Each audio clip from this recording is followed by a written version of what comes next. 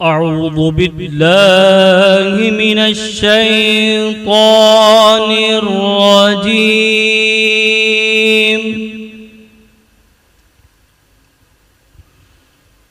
بسم الله الرحمن الرحيم.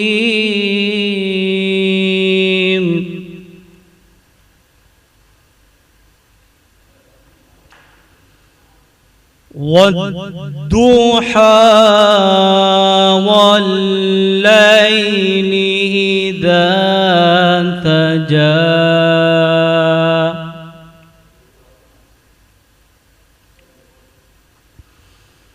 ما ودعك ربك وما قلى وللآخرة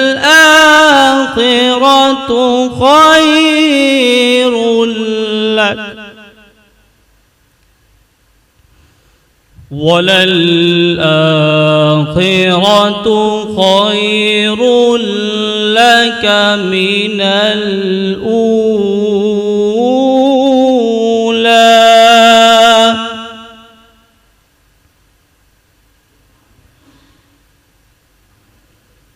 وللآخرة خير لك من الأولى.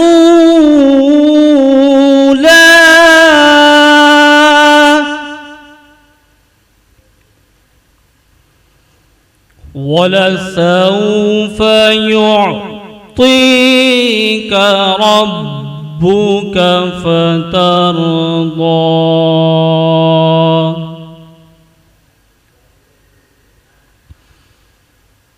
ألم يجدك يتيما فآوى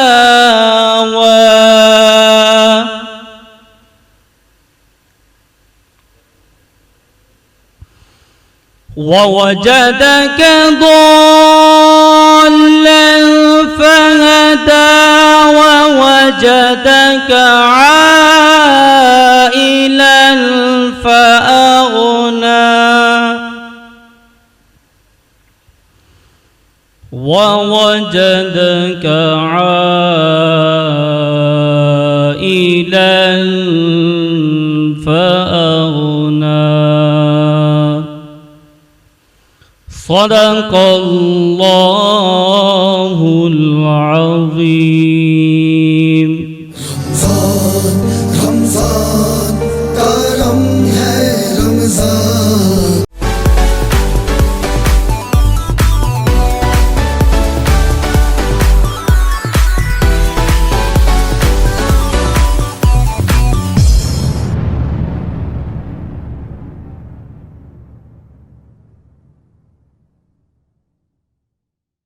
برج power battery RSMD international USA کے اشتراک سے پاکستان میں تیار کی گئی پہلی بیٹری، جسے بنایا گیا ہے انٹرنیشنل سٹینڈرڈز کے مطابق 99.99% پیور لیڈ سے تیار کردہ، جس میں ہے ورلڈ کلاس سنتھیٹک اور گلاس فائبر شیٹ جو پریونٹ کرے شارٹ سرکٹ کو اور دے لمبی life. Bridge power batteries, quality for ever.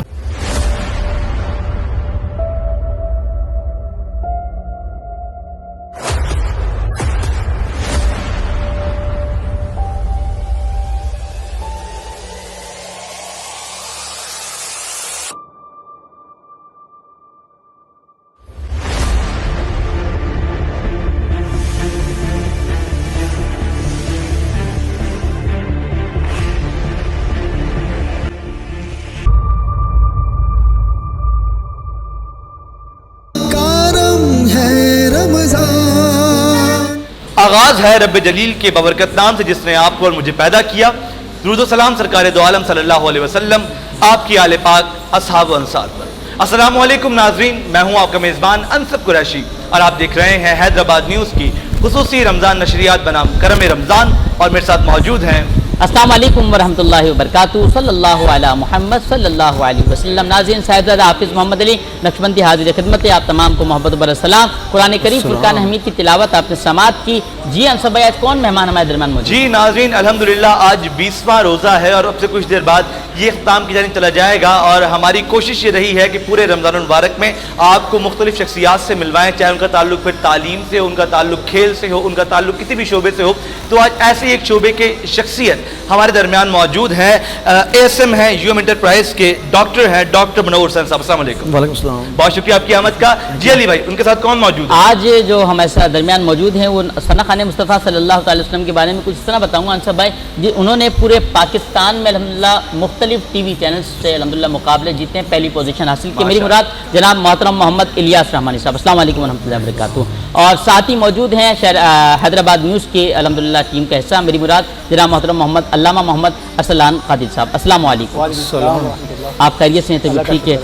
علامہ صاحب انشاءاللہ گفتگو کا سلسلہ جاری و ساری رہے گا، تو ثنا خان مصطفیٰ صلی اللہ تعالیٰ علیہ وسلم ہمارے درمیان موجود ہیں، کیوں نہ ان کی موجودگی کا فائدہ اٹھاتے ہوئے گزارش کرتا ہوں جناب محترم محمد الیاس رحمانی صاحب سے کہ وہ ہدیہ نعت پیش فرمائیں۔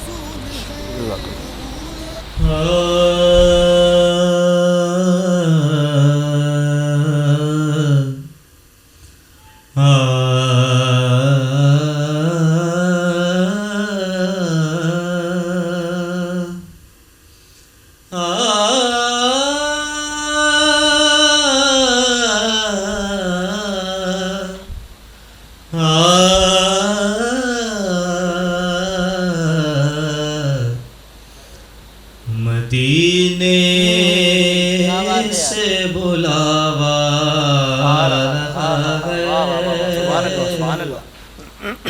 مدینے سے بلاوا آ رہا ہے، مدینے سے بلاوا آ رہا ہے، میرا دل مجھ سے پگھلے جا رہا ہے، میرا دل مجھ سے پگھلے جا رہا ہے، وہاں مرضی نہیں چلتی کسی کی، محمد جی وہاں مرضی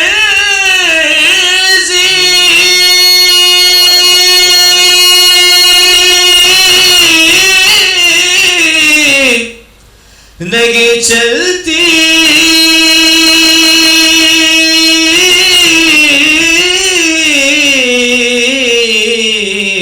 کسی کی، مدینے والا ہی بھولوا رہا ہے، مدینے والا ہی بھولوا رہا ہے، میرا دل بھی تو اپنے ساتھ لے جا، میرا دل بھی تو اپنے ساتھ، میرا دل بھی تو اپنے ساتھ لے جا، لے جا،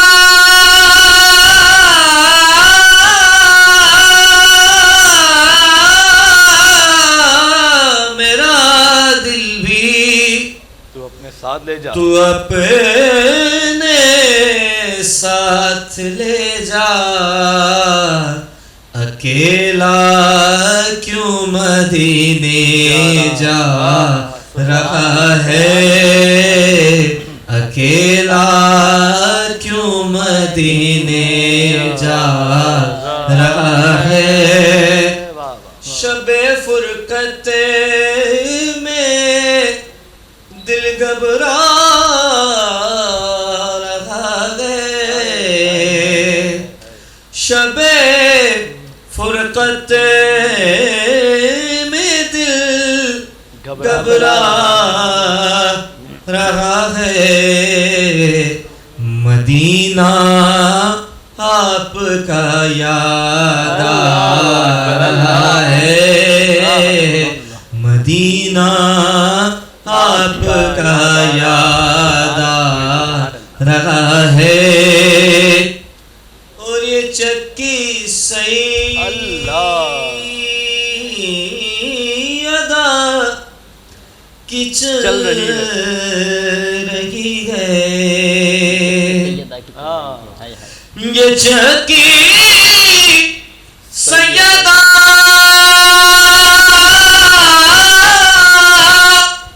یا سیدہ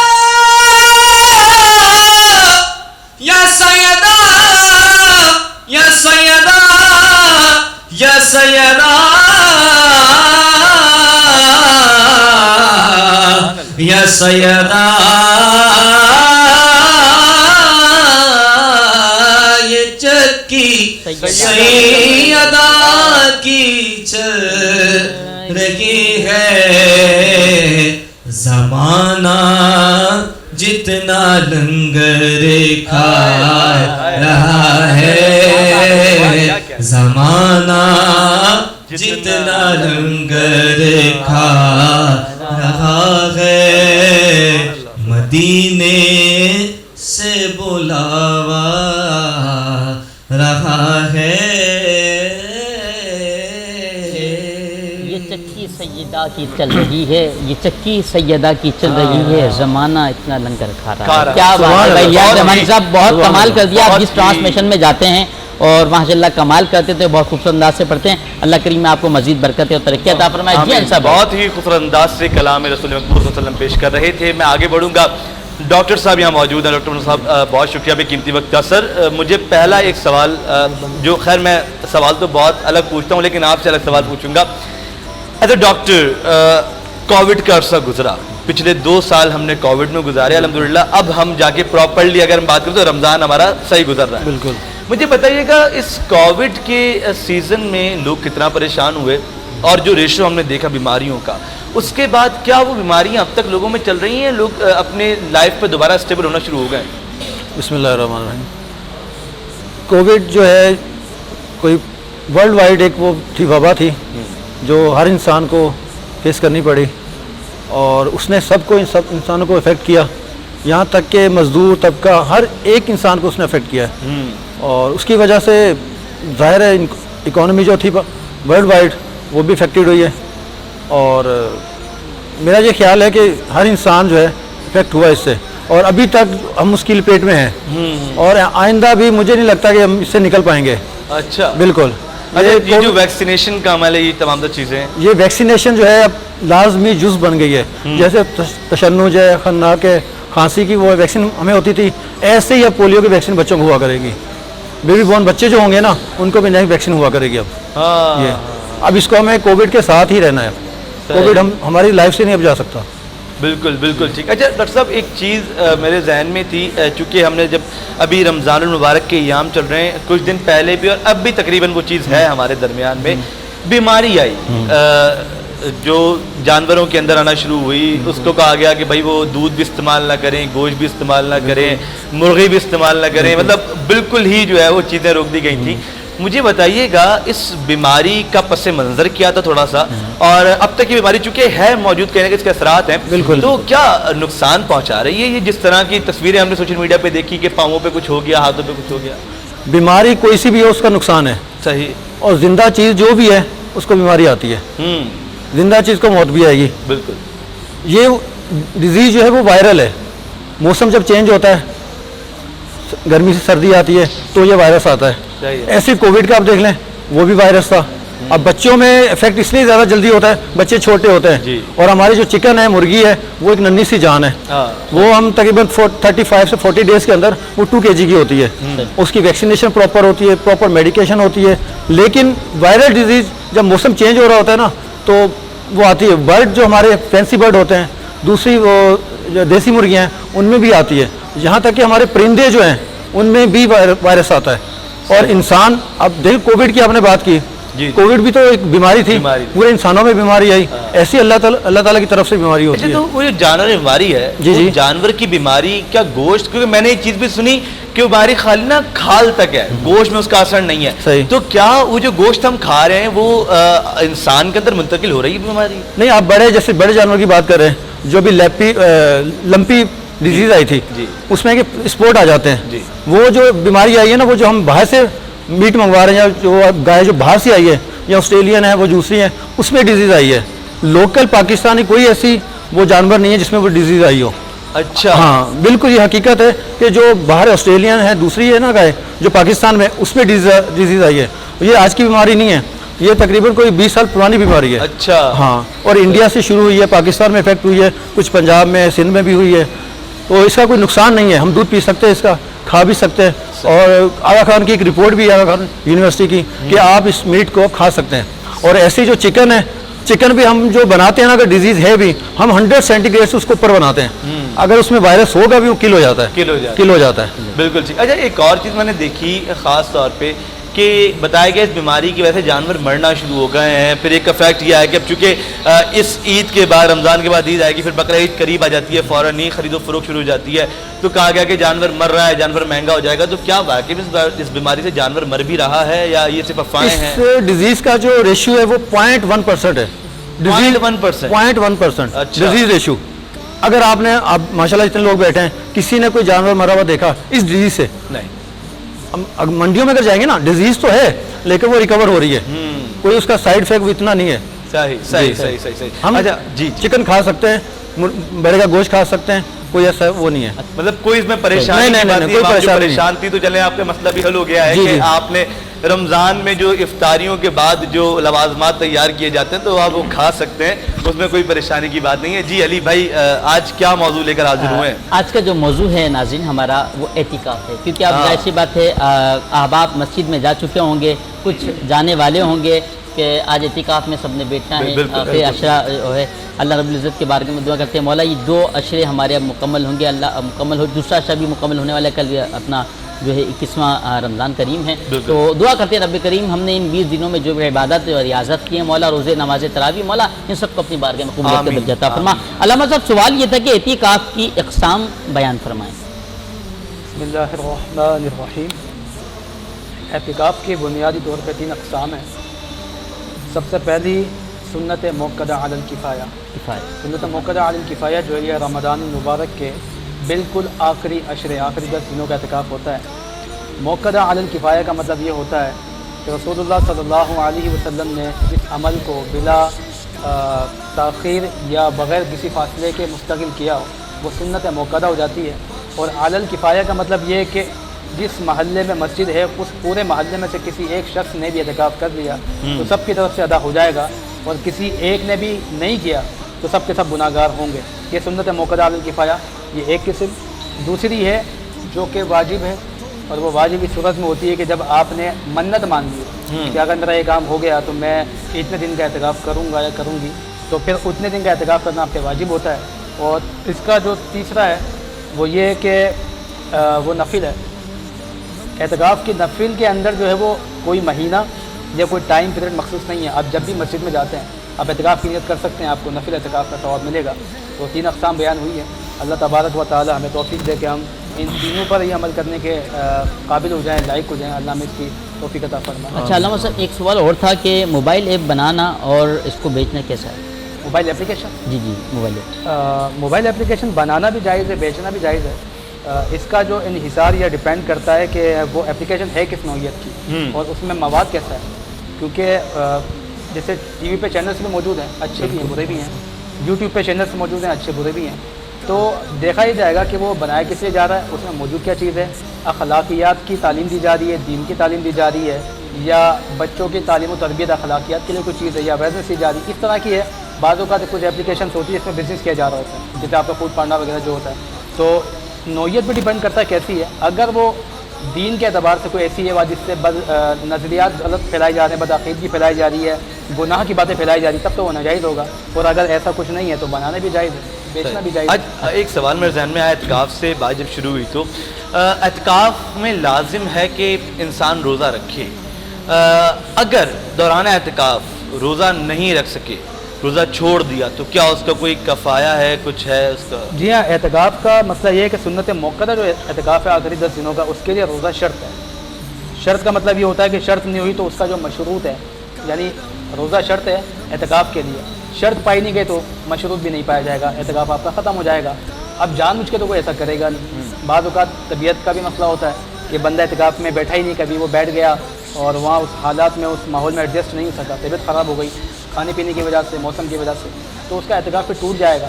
بعد میں وہ اس کی قضا کر سکتا ہے, لیکن قضا کے لیے اس کے لیے پھر یہ شرط ہوگا کہ روزہ وہ رکھے, لیکن اب 10 دن کی قضا لازم نہیں ہے, 1 دن میں بھی ادا ہو سکتی ہے. اچھا, جی ہاں, مطلب اعتکاف میں اگر روزہ نہیں رکھا تو روزہ وہ اعتکاف ختم. سنت موقدہ جو ہے اس کے لیے لازم ہے, نفل کے لیے لازم نہیں ہے روزہ. اچھا, ایک سوال علامہ صاحب اور تھا, یہ اس کے بعد انشاءاللہ وقفے کا بھی ٹائم ہو چکا ہے, انشاءاللہ بریک پہ بھی ہم نے جانا ہے. ایک سوال یہ تھا کہ علامہ صاحب بسا اوقات کیا ہوتا ہے کہ مسجد کمیٹی کی انتظامیہ جو ہوتی ہے وہ کہتی ہے فلاں بندے کا اعتکاف نہیں ہو, فلاں بندے کا, تو ہم کون ہوتے ہیں اعتکاف کا کرنے والے کے قبول کرنے والی ذات؟ اکثر ہوتا ہے نا یار فلاں بندہ صحیح سے نہیں بیٹھا, اس کا اعتکاف نہیں ہوتا. اس حوالے سے آپ بتائیں کہ کیا معاملہ؟ دیکھیں, تبصرہ و تجزیہ کرنا ہر بندے کی آج کل کے ماحول میں تو عادت بن گئی ہے, اور وجہ کوئی اگر جائز نہ ہو یا وجہ کوئی ایسی سالڈ نہ ہو تو پھر تو تبصرہ کرنا, تجزیہ کرنا یہ بالکل غلط بات ہوگی. جہاں تک بات ہے کہ اگر شرعی کوئی قواعد ہے, اعتکاف میں کوئی ایسی غلطی ہو گئی جس سے اعتکاف ٹوٹ گیا یا اعتکاف میں کراہت پیدا ہو گئی, تب تو اس کو بہت اچھے اور احسن انداز میں بتایا جا سکتا ہے, سمجھایا جا سکتا ہے. لیکن یہ تنقید کرنا کہ جی اس کا اعتکاف نہیں, وہ اس کی یہ چیز جو بتا رہا ہے, پہلے یہ تو دیکھا جائے کہ اس کو ان سارے معاملات کی معلومات کتنی ہے. ایسا نہیں خود کو کلمہ نہیں آتا اور دوسروں کو اعتکاف کے مسائل سکھا رہے ہوں, ایسے بھی لوگ ہوتے ہیں. تو مسجد یہ رمضان کے مہینے میں مسجد انتظامیہ میں اور جنازوں میں آپ کو مفت کے مفتی بہت ملیں گے, جو آپ کو مسائل سکھا رہے ہوں گے, اور حالت آپ کے سامنے. اچھا, ایک سوال میرے ذہن میں یہ آ رہا ہے علامہ صاحب سے کہ اعتکاف کے دوران چونکہ وضو خانہ اور جو مسجد کا واش روم ہوتا ہے وہ مسجد کے آتے سے باہر آتا ہے, ٹھیک ہے, تو جی, تو اگر ہم لوگ غسل کرنا ہے, ہم نے نہانا ہے, کیونکہ گرمیاں ہوتی ہیں, اعتکاف میں بیٹھے ہیں, گرمی لگ رہی ہے, اب اس کو نہانا ہے, تو بعض دفعہ کہا جاتا ہے کہ آپ نہا نہیں سکتے, 10 دن آپ پہ لازم ہے کہ آپ اس ایریا میں جاؤ گے نہیں, آپ نہاؤ گے نہیں, اگر نہاؤ گے تو اعتکاف ٹوٹ جائے گا. یہ لوگوں کی سوچ ہے. اچھا, ایک اور چیز میں دیکھنے کو ملتی ہے کہ پھر کرتے کیا ہیں, ایک چادر باندھی اور مسجد کے احاطے میں ہی جو وہ نہانا شروع کر دیتے ہیں. تو ان دونوں چیزوں کو ذرا بتائے گا یہ کیسا عمل ہے؟ دیکھیں, سب سے پہلا والا جو آپ نے سوال کیا ہے اس کے اندر 2 باتیں دھیان میں رکھیے کہ وہ حاجات جو طبعی ہے, واش روم وغیرہ آپ نے جانا ہے وہ تو آپ نے جانا ہی, اگر اس کا انتظام مسجد میں بھی موجود نہیں ہے اور گھر پہ جانا پڑ جائے تو آپ جا سکتے ہیں, اس کی اجازت ہے, اعتکاف پہ کوئی فرق نہیں پڑے گا, بشرطے کہ آپ اپنی حاجت کے لیے جائیں اور وہ حاجت سے فراغت کے بعد واپس آ جائیں, بیٹھے نہیں, کسی کے ساتھ باتیں نہ کریں, اعتکاف ٹوٹ جائے گا. حاجت کے لیے جا سکتے ہیں. اچھا, فنائے مسجد اس میں جانے سے اعتکاف نہیں ٹوٹتا ہے. بعض اوقات یہ جو مسجد کے وضو خانے ہوتے ہیں, آپ کو نماز کے لیے وضو کرنا لازم ہے, تو وضو خانے فنائے مسجد میں ہوتے ہیں, اس میں جانے سے اعتکاف آپ کا نہیں ٹوٹتا ہے. یہ جو باتیں ہیں کہ جی لوگوں نے خود اپنے طور پہ کہ جی آپ نہا نہیں سکتے ہیں, نہانے میں 2 وجہیں ہوتی ہیں. اول تو یہ کہ آپ کو حاجت ہو گئی غسل کی, تب تو آپ کو نہانا پڑے گا. دوسرا یہ کہ ابھی جو گرمی کا موسم ہے جس میں پسینہ وغیرہ بہت زیادہ آتا ہے, اچھا, اس کی وجہ سے بدبو پیدا ہوتی ہے, تو مسجدوں کے اندر بدبو کا لانا حرام ہے. اس کو دور کرنے کے لیے بھی نہا سکتے ہیں آپ, بالکل, یہ بھی ہاں, ایسے ہی جی وہ عادت ہے, روٹین ہے کہ جی نہانا ہوتا ہے, اس کے لیے نہیں جا سکتے آپ. پانی کا اسراف بھی ہوگا بلا وجہ جو ہے وہ جانا, پھر اس سے اعتکاف میں مسائل آئیں گے. لیکن فنائے مسجد کے اندر چاہے وضو خانے میں بیٹھا ہو, بلا وجہ ایسے جا کے بیٹھ جائے, جو فنائے مسجد وہ مسجد ہے, اس میں اعتکاف نہیں ہوتا. ماشاء اللہ. ناظرین, وقت ہوا ایک بریک کا, ملتے ہیں بریک کے بعد, دیکھتے رہیں گے رمضان. رمضان کرم ہے رمضان.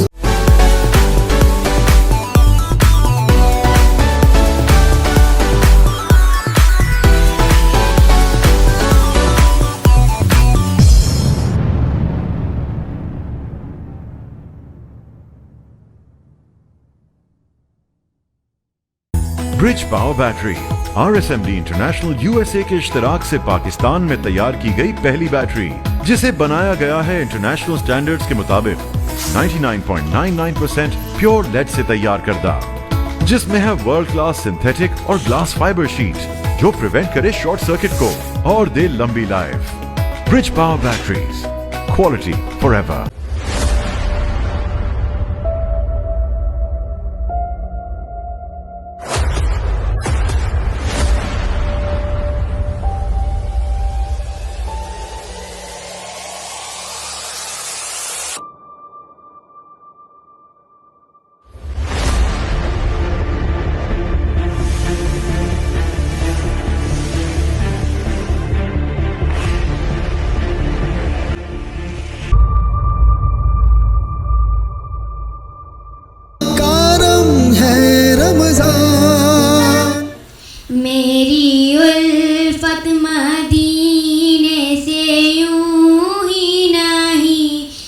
میری الفت مدینے سے یوں ہی نہیں، میرے آقا کا روزہ مدینے میں ہے، میری الفت مدینے سے یوں ہی نہیں، میرے آقا کا روزہ مدینے میں ہے۔ عرش اعظم پہ جس کی بڑی شان ہے، روزہ مصطفیٰ جس کی پہچان ہے، روزہ مصطفیٰ جس کی پہچان ہے، جس کا ہم پلہ کوئی محلہ نہ ہوگے، جس کا ہم پلہ کوئی محلہ نہ ہو، ایک ایسا محلہ مدینے میں، میری الفت مدینے سے یوں ہی نہیں، میرے آقا کا روزہ مدینے میں ہے۔ پھر مجھے موت کا کوئی خطرہ نہ ہو، موت کیا زندگی کی بھی پرواہ نہ ہو، موت کیا زندگی کی بھی پرواہ نہ ہو، ایک دن سرکار ہی مجھ سے کہیں، ایک دن سرکار ہی مجھ سے کہیں، اب تیرا جینا مرنا مدینے میں، اب تیرا جینا مرنا مدینے میں، میری الفت مدینے سے یوں ہی نہیں، میرے آقا کا روزہ مدینے میں ہے۔ سبحان اللہ، سبحان اللہ۔ ناظرین اکرام، بہت ہی خوبصورت انداز میں، بہت ہی خوبصورت آواز میں نعت رسول مقبول صلی اللہ علیہ وسلم پیش کر رہی تھی، اور ماشاءاللہ علی بھائی کی یہ محنتیں ہیں، کوششیں ہیں، یہ ان کی اکیڈمی کی ماشاءاللہ نعت خوان کی شاگرد ہیں، یہ بچوں کو نہ صرف سکھا رہے ہیں بلکہ دین اسلام کی جانب بڑھا بھی رہے ہیں، اور رسول اکرم صلی اللہ علیہ وسلم کی نعتیں بھی سکھا رہے ہیں، ایسے پھول تیار کر رہے ہیں جو مستقبل میں جا کے نبی آخر الزماں صلی اللہ علیہ وسلم کی حمد و ثنا کرتے ہوئے نظر آئیں گے۔ آگے بڑھیں گے پروگرام کی جانب، اور منور بھائی کی جانب دوبارہ آؤں گا میں کہ ہم لوگ خاص طور پہ دیکھتے ہیں کہ جب رمضان آتا ہے تو ہم لوگوں کی روٹین چینج ہوتی ہے کھانے پینے کی نا، اور اس میں بعض دفعہ ایسا ہوتا ہے کہ بہت سے لوگوں کی پیٹ خراب ہو جاتے ہیں، طبیعتیں خراب ہو جاتی ہیں، اور پھر وہ اس کو عذر بنا کے روزہ بھی نہیں رکھتے۔ تو کیا مشورہ دیں گے کہ رمضان کے اندر کس طرح سے اپنی صحت کو قابو میں رکھا جائے، اپنی صحت کو محفوظ رکھا جائے؟ رمضان میں نہیں، اپنی پوری لائف میں جو ہے صحت کو وہ کنٹرول میں رکھنا چاہیے۔ اب رمضان میں یہ کہ ہم نے روزہ رکھا، سارا دن ہم پیاسے بھوکے رہے، افطاری ہوئی، افطاری میں پانی پیا، اور پانی پینے کے بعد کھانا کھا لیا، کھانا کھانے کے بعد بندہ وہیں بیٹھ جاتا ہے۔ بالکل، بعض ایسے ہوتے ہیں نماز کے لیے بھی کچھ نہیں لوگ جاتے، تو صحت کا خیال رکھنا چاہیے۔ رمضان ہے، اس کو عید سمجھ کے نہیں وہ کریں کہ افطاری ہوئی اور بس شروع ہو گئے، تو کم کھانا جو ہے وہ صحت کی نشانی ہے، کم کھائیں۔ یہ پکوڑے سموسے اگر یہ نہ کھائیں تو افطاری مکمل نہیں ہوتی نا ہمارے یہاں، آلو کے پکوڑے ہوں گے بھائی، طرح طرح کے پکوڑے ہوں گے افطار میں، تو یہ کتنا افیکٹ کرتے ہیں انسانی صحت کو، اور خاص طور پہ چونکہ ہم خالی پیٹ ہوتے ہیں سارا دن اور پھر اچانک یہ آئلی چیزیں، تو کیا یہ بھی ہماری طبیعت پہ افیکٹ کرتی ہیں؟ نہیں کرتی ہیں، بالکل آئل افیکٹ کرتا ہے، لیکن کم کھانا چاہیے۔ بھائی افطاری ہے، افطاری کے حساب سے کھانا چاہیے، ایسا ہی ہے۔ ایسے اگر کھائیں گے تو کچھ بھی نہیں ہوگا آپ کو، آئلی چیز ہے، سارا دن آپ پیاسے ہیں، بھوکے ہیں، اور افطاری کے بعد آپ کو کم کھانا چاہیے۔ کم کھانے سے انسان صحت مند رہتا ہے ایسے۔ اور ہمارے یہاں تو ماشاءاللہ یہ سین بھی دیکھا جاتا ہے کہ بھائی نماز سے پہلے بھی کھائیں گے، روزہ کھلے تو کھائیں گے، پھر نماز پڑھ کے آئیں گے تب بھی کھائیں گے، اور ماشاءاللہ طبیعت سے کھائیں گے۔ ایک چیز میں نے دیکھی ہے، یہ منور صاحب عام طور پہ لوگوں کی روٹین ہے، سحری کا جب وقت ہو رہا ہوتا ہے، اذان کا وقت قریب ہے، پتہ ہے سارن بجنے والا ہے، پانی کی بوتل اٹھائیں گے، ڈھکن کھولیں گے، منہ سے لگا لیں گے، پوری پانی کی بوتل پی لی، اور اب یہ سمجھیں گے کہ پورا دن پیاس نہیں لگنی۔ تو کیا یہ اونٹ والا سسٹم ہمارے پاس بھی موجود ہے؟ بالکل ہے، بالکل ہے، ہوتا ہے؟ ہم پاکستانیوں کے پاس تو بہت ہے، اور یہ نہیں کہ 4-5 اذان ہو رہی ہوتی ہیں، ایک اذان پہ نہیں رکتے, دوسری اذان ہوتی ہے جب بھی آواز آ رہی ہے اس میں بھی پی لیتے ہیں. ایسا ہی ہے. تو ہے ایسا ہم لوگ. تو یہ اچانک اتنا پانی پینا اور اس کے بعد آپ نے سارے دن بھوکا رہنا ہے, تو کیا یہ آپ کے اسٹمک پہ افیکٹ کرتا ہے یا واقعی میں سارے دن پھر پیاس نہیں لگتی, پانی کی جمع ہو جاتا ہے؟ ایسا کچھ بھی نہیں ہے, ہم انسان ہیں, جتنی پیاس ہے جتنی پیاس اتنا پانی پئیں. صحیح, بالکل. پیٹ کو وہ نہیں کریں کہ سارا دن آپ اٹھ ہی نہیں سکیں. آپ کو آگے کام بھی کرنا ہے, صبح اٹھنا ہے, نماز پڑھنی ہے, کام اپنے کام پہ جانا ہے. تو جو آپ کی صحت اجازت دیتی ہے اس حساب سے آپ کھانا پینا. سر ایک چیز اور میں پوچھنا, جیسے پانی زیادہ پینا, یہ تو روزے کے علاوہ میں بات کروں, رمضان کے علاوہ بھی پانی زیادہ سے زیادہ استعمال کرنا اس کا بہتر ہے نا, اس کا بالکل کے حوالے سے ذرا ناظرین کو بتائیں کچھ. ڈیلی تقریباً 8 گلاس جو ہے وہ تو پینے چاہیے ہمیں, سردی ہو گرمی ہو, ڈیلی 8 گلاس. ٹھیک ہے, وہ تو لازمی پینا ہے. اب گرمیاں ہیں, گرمیوں میں تو انسان شربت بھی پیتا ہے, جوس ہے, تو جو ہے اپنا ہیٹ اسٹوک, پانی زیادہ پینے سے اس سے بھی انسان بچا رہتا ہے. پانی لازمی ہے. ہاں, جیسے کہ ہمارے بھائی نے بھی بہت اچھی بات کی جو بوتل والی معاملہ, کیونکہ لوگ باقی کہتے ہیں کھجور کھایا اور وہی پانی, یہ نقصان دہ ہے نا ایک طرح سے, کہ کچھ زیادہ کھا کے پھر پانی پیئیں. نہیں, نقصان دہ نہیں ہے. اچھا, اپنی لمٹ میں رہ کے کھائیں, جو بھی کرنا ہے اپنی لمٹ میں رہیں. ٹھیک ہے, بس, اور کوئی نقصان دہ نہیں ہے. روزہ ہے, اللہ کی عبادت ہے, سب کچھ ہے. اللہ کوئی وہ نہیں ہے کہ روزے میں کوئی انسان بیمار, لیکن اپنی انسان کی وہ ہے نا اپنی لمٹ سے, بالکل اپنی لمٹ سے وہ کھانا چاہیے. ایک سوال لما صاحب سے کرنا چاہوں گا, میں نے اکثر و بیشتر یہ چیز دیکھی ہے خود سے کہ سائرن ہوا اور لوگ نا ٹوتھ برش کر رہے ہوتے ہیں, ٹوتھ پیسٹ لگا رہے ہوتے ہیں کہ بھائی ابھی اذان میں وقت ہے, سائرن ہوا, ٹینشن کی پانی نہیں پینا, دانت صاف کر لیتے, خیر ہے اس سے کچھ نہیں ہوگا.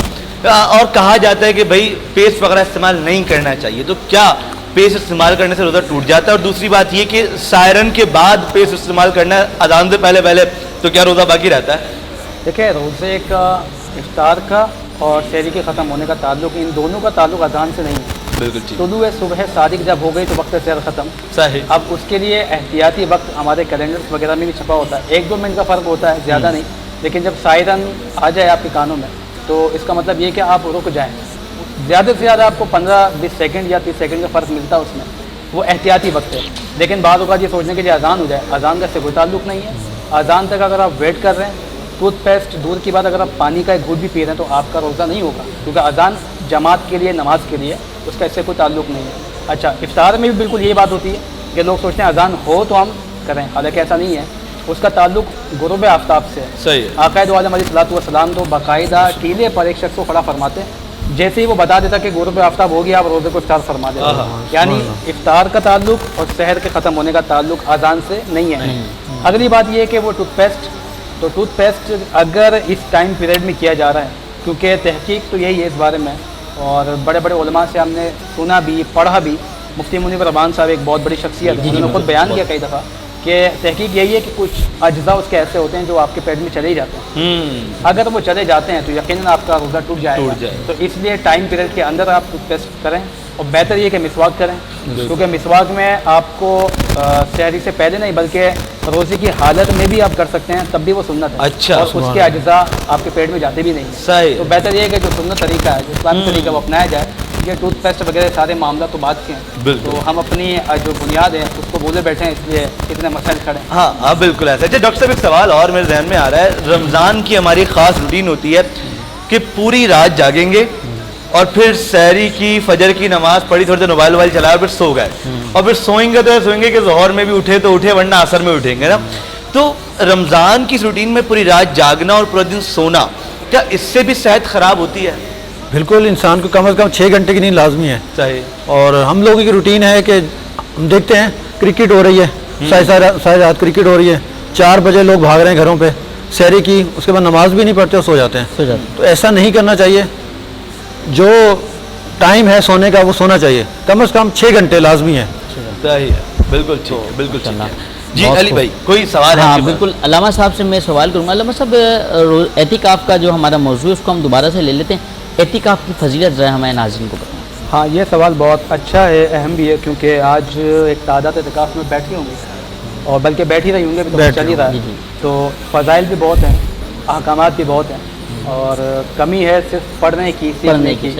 آقا دو عالم علیہ الصلوۃ والسلام کی زندگی کا اگر مطالعہ کیا جائے تو ہجرت کے بعد آقا دو عالم علیہ الصلوۃ والسلام نے اپنے وصال ظاہری تک کبھی بھی ناغہ نہیں کیا اعتکاف کا. ہر سال آپ بلا ناغہ ہی اعتکاف فرمایا کرتے تھے, اور اعتکاف کرنے کا جو اصل مقصد ہے وہ لیلۃ القدر کو پانا ہے. خود حضرت عائشہ رضی اللہ تعالیٰ عنہ فرماتی ہیں کہ آقا دو عالم علیہ السلام ہر سال اعتکاف فرماتے ہیں اور فرماتے تھے کہ لیلۃ القدر کو اس میں تلاش کرو. اچھا پھر رکھنے والے کے لیے کیا فضائل ہیں؟ وہ خود نبی کریم علیہ السلام فرماتے ہیں کہ جس نے اللہ کی خوشنودی کے لیے ایک دن کا اعتکاف کیا, اللہ کی خوشنودی کے لیے, ایک دن کی بات ہو رہی ہے, وہ 10 دن کی بھی نہیں, ایک دن کا اعتکاف کیا تو اللہ تبارک و تعالیٰ اس کے اور جہنم کے بیچ میں 3 خندق کے حائل فرما دے گا.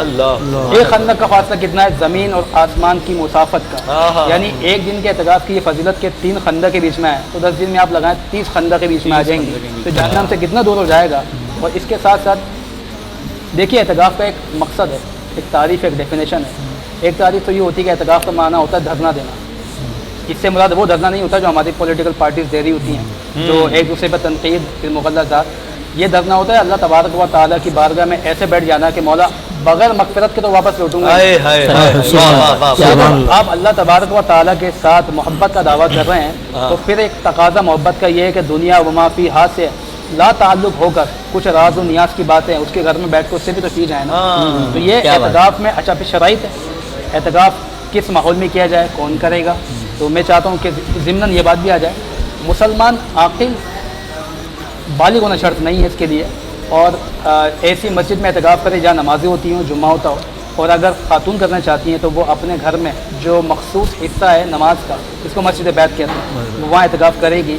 اور اس اعتکاف کے لیے امام زہری فرماتے ہیں کہ جب نبی کریم علیہ السلام سے یہ بات ثابت ہے کہ آپ ہر سال ہی اعتکاف فرماتے تھے, تو کہتے ہیں تعجب کی بات ہے کہ لوگ اعتکاف کو چھوڑ کیسے دیتے ہیں.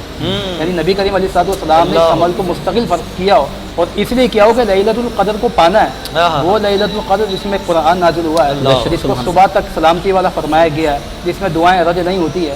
تو اب اتنا کچھ ہمیں بیٹھے بٹھائے مل رہا ہے, اس کے باوجود بھی یہ سستی کہ ہم اعتکاف کے لیے بھی تیار نہیں ہیں, مسجد میں آنے کے لیے بھی تیار نہیں ہیں. حتیٰ کہ کچھ لوگ تو اتنے نامحروم اور سعادت سے دور ہیں کہ رمضان میں بھی انہیں نماز کی یا روزے کی توفیق نہیں ہوتی ہے.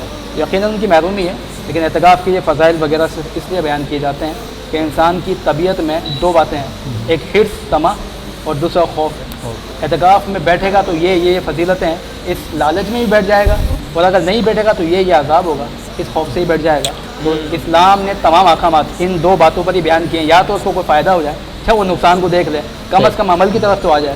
اچھا علامہ صاحب ایک سوال اور تھا کہ طاق راتوں کے حوالے سے ہمارے ناظرین کو ذرا بتائیں کہ آخری کے عشرے میں کون کون سی طاق راتیں ہوتی ہیں؟ ہاں, آقا دو عالم علیہ السلام کو اللہ تبارک و تعالیٰ کی عطا سے شب قدر کا علم دیا گیا, اور جیسے ہی آپ تشریف لائے اور آ کر بتانے لگے لوگوں کو, تو دیکھا کہ 2 مسلمان آپس میں کسی مسئلے کی وجہ سے اختلاف میں لگ گئے.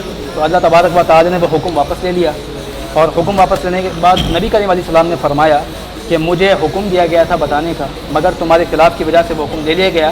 اب لیلۃ القدر کو تم رمضان کی آخری طاق راتوں میں تلاش کرو. 21, 23, 25, 27 اور 29, یعنی ان 5 میں سے کوئی ہوگی. بعض جو جمہور ہیں ان کا یہ مذہب ہے, اور ان کی تحقیق یہ کہ 27 کو ہی ہوتا ہے.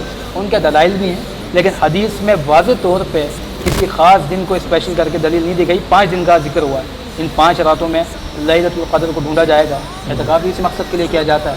تو جو لیلۃ القدر کو پانا چاہتا ہے اس کے لیے لازم ہے کہ وہ کم از کم زندگی میں 1 مرتبہ تو اعتکاف کرے. سبحان اللہ. مجھے ایک سوال میں ذہن میں آیا یہیں سے بیٹھے بیٹھے کہ چونکہ میں جب اعتکاف میں بیٹھا تھا تو اچھا یہ معاملہ ہوتا ہے, جو پرانے ہوتے ہیں نا, جو بزرگ لوگ ہوتے ہیں, جو کافی عرصے سے بیٹھتے آ رہے ہوتے ہیں, تو ان کے کچھ اندازے ہوتے ہیں چیزوں کو لے کے. تو ایسے ہی ہم اعتکاف میں بیٹھے ہوئے تھے, تو ایک طاق رات تھی, آئے گا 25ویں شب تھی. تو طاق رات ڈھونڈنے کی جب بات ہوئی کہ بھائی کیسے معلوم ہوگا کہ شب قدر آج کی رات ہے, تو انہوں نے 3 چیزیں بتائیں. ایک کہا کہ موسم میں ٹھنڈک آ جائے گی, موسم میں تبدیلی آ جائے گی. دوسرا پتے جھک جائیں گے, درخت کے پتے جھک جائیں گے. اور تیسرا کہ آپ کے ارد گرد کتنا بھی شور ہو, لیکن وہ جو وقت ہوگا نا, جو شب قدر کا وقت ہوگا, اس وقت آپ کو ایک سکون محسوس ہوگا, آپ کے ارد گرد بہت سکون کا ماحول ہوگا. تو کیا واقعی میں یہ تمام تر نشانیاں ہمیں بتائی گئی ہیں شب قدر کے لیے, صرف ہماری یہ سوچ ہے؟ حدیث میں اس طرح کی نشانیاں تو بیان نہیں ہوئی, یہ وہی بات ہے ہمارے اکابر اسلاف کے تجربات کی بنیاد پر. لیکن اگر محدثین کی زندگی کو پڑھتے ہیں, حضرت ذوالنون مصری رحمۃ اللہ علیہ, اور وہ خود فرماتے ہیں کہ جس رات شب قدر ہوگی نا, اس کی صبح کتے نہیں بھونکیں گے. پہلی بات. सूरज जो निकलेगा उसकी जो शुआएं उसमें तपिश नहीं होगी, जो बिल्कुल आगाज़ की होती है।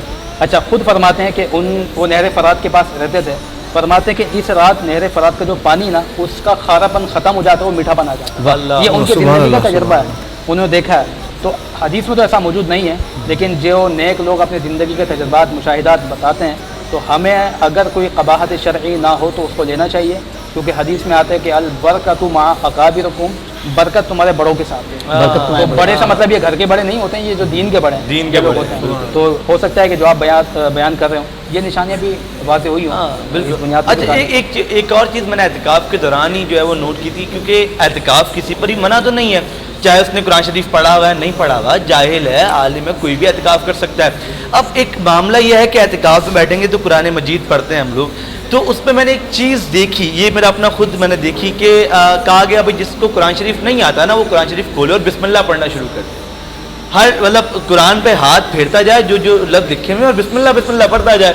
और मैंने देखा लोगों को कि वो जो है वो कुरान शरीफ खोल के उंगली फेर रहे हैं, बिस्मिल्लाह बिस्मिल्लाह पढ़ रहे, बिस्मिल्लाह बिस्मिल्लाह पढ़ रहे हैं। तो क्या ये पढ़ने से कुरान पाक का सवाब मिलता है, या ये भी हमारे मन घड़त बातें ही हैं खाली? जी हाँ, ये भी बातें मन घड़त हैं। आपने तो मुझे हमारे मदरसे का ज़माना याद दिला दिया कि जब कुरान खानी में जाते थे वो छोटे बच्चे बैठे होते थे, तो उनको कुरान नहीं आता था, तो मौलवी साहब ये कहते थे आप बिस्मिल्लाह पढ़ते थे। हाँ, तो ये तो आपने अल्टरनेट बना दिया है ना, यानी हकीकतन जो कुरान की आयत है बिस्मिल्लाह उसका नेमुल बदल तो नहीं है। बिस्मिल्लाह अपनी जगह कुरान की आयत है, लेकिन जो लिखा है वो अपनी जगह है। होना ये चाहिए कि हमारे यहाँ आजकल लोगों की इस कम इल्मी की वजह से, कुरान ना पढ़ने की वजह से, नमाज ना आने की वजह से, दावत इस्लामी एक नॉन पॉलिटिकल हमारे यहाँ एक ऑर्गेनाइजेशन है, ये बाकायदा जो एहतिकाफ करवाती है, ये तरबियती एहतिकाफ है। इसमें आपको नमाज का तरीका सिखाया जाता है, कुरान का तरीका सिखाया जाता है। तो उससे भी मैं ये कहूँगा कि ज़िंदगी में कम से कम इनके साथ 30 दिन का एहतिकाफ एक दफ़ा करें, ताकि आपका नमाज, रोज़ा, कुरान ये सारे मामला बेहतर हो जाएँ। फिर आप किसी भी मस्जिद में बैठ जाएंगे तो आप नमाज भी पढ़ सकेंगे, कुरान भी पढ़ सकेंगे, ज़िक्र अज़कार भी कर सकेंगे। बिल्कुल। अच्छा, जाते जाते चूँकि इख्तिताम का वक्त भी है, मैं चाहूँगा कि मुनव्वर साहब एज ए डॉक्टर आप हमारे देखने वालों को क्या नसीहत करना चाहेंगे, क्या पैगाम देना चाहेंगे रमज़ान मुबारक के महीने के हिसाब से? अब ईद भी करीब है तो उसको भी लेकर। रमज़ान के हवाले से यही है कि तकवा करें और हमारे इर्द गिर्द जो गरीब गुरबा हैं उनका ख्याल करें। हम जो ज़ाहिरी नहीं हो सकते, नज़दीक कहीं गांव में जाएं, वहाँ देखें, ज़कात है, फितरात हैं, वो उन तक पहुँचाएँ और रमज़ान की खुशियों में उनको याद रखें और परहेज़गार रहें और सबका ख्याल करें। यही रमज़ान का मेन मकसद जो है, अल्लाह ताला ने जो रमज़ान रखा है वो यही है कि हम सब दूसरों लोगों का ख्याल रखें। बहुत शुक्रिया डॉक्टर साहब आपका भी, अल्लाह साहब आपका भी, महनी आपका भी बहुत शुक्रिया, आप ट्रांसमिशन में तशरीफ लाएँ। नाज़रीन इंशाल्लाह कल नए मेहमान के साथ, नए मौजू के साथ, ज़िक्र हज़रत मौला अली के साथ इंशाल्लाह हाजिर होंगे। तब तक के लिए अपने मेज़बान साहिबजादा हाफ़िज़ मोहम्मद नक्शबंदी और मेरे को-होस्ट जनाब मोहतरम अन्सब कुरैशी को इजाज़त दीजिए। अस्सलामु अलैकुम व रहमतुल्लाह। गुजारिश करता हूँ अल्लामा साहब से कि दुआ फरमा दीजिए। अल्लाहुम्मा सल्लि अला सय्यिदिना व मौलाना मुहम्मदिन मादिनिल जूदि वल करम व आलिहि व सहबिहि व बारिक व सल्लिम। मौला करीम इस ट्रांसमिशन को अपनी बारगाह में कबूल व मकबूल फरमा। जितने अहबाब ने माली ताउन किया उनके ताउन को कबूल फरमा, उनके रिज़्क़ हलाल में खूब खूब बरकत नाज़िल फरमा। हमारे रोज़े नमाज़ों को अपनी बारगाह में कबूल फरमा। हो जाने वाली गलती क़स्दन सहवन सबको मुआफ़ फरमा। इन्नल्लाह व मलाइकतहु युसल्लूना अलन नबी या अय्युहल्लज़ीना आमनू सल्लु अलैहि व सल्लिमू तस्लीमा। अल्लाहुम्मा सल्लि अला सय्यिदिना व मौलाना मुहम्मदिन व अला आलि सय्यिदिना व मौलाना मुहम्मदिन व बारिक व सल्लिम। सुब्हान रब्बिका रब्बिल इज़्ज़ति अम्मा यसिफून व सलामुन अलल मुरसलीन वल्हम्दुलिल्लाहि रब्बिल आलमीन। ला इलाहा इल्लल्लाहु मुहम्मदुर रसूलुल्लाह सल्लल्लाहु अलैहि वसल्लम। रमज़ान का रंग है Ramzan.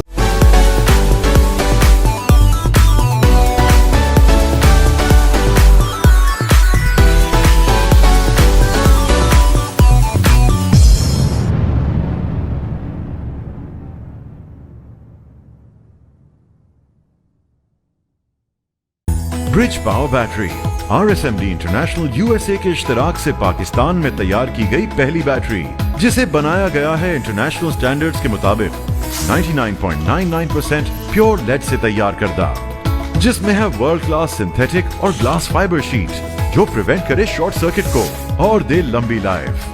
Bridge power batteries, quality forever.